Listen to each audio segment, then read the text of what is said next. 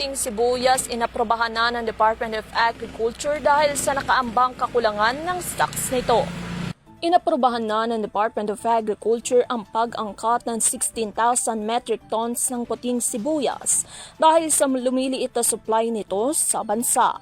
Ito'y kinumpirma ni Agriculture Secretary Francisco Chu Laurel Jr. Sinabi ni Laurel na ang stocks ng white onion sa bansa ay depleted, ngunit ang pulang sibuyas ay marami pa kung saan ito ay abot pa umano sa buwan ng Marso sa susunod na taon. Kaya ang pag-aangkat ng puting sibuyas ay limited quantity lang na ini-import para i-stabilize ang presyo nito.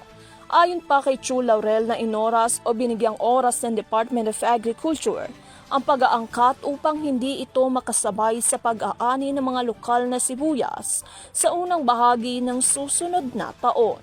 Ginawa rin daw nila na by batch ang pagpasok o pag-angkat ng puting sibuyas upang hindi ito dumagsa sa merkado at hindi rin umano maapektuhan ang mga umiiral na stocks ng mga ito.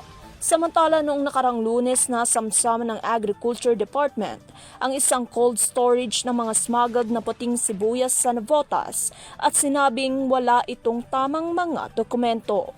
Habang noong unang bahagi naman ng taong 2023, tumaas ang presyo ng sibuyas hanggang 600 pesos kada kilo dahil sa kakulangan ng stocks nito. Para sa EuroTV News, Catherine Landicho, sumasaludo sa bawat Pilipino.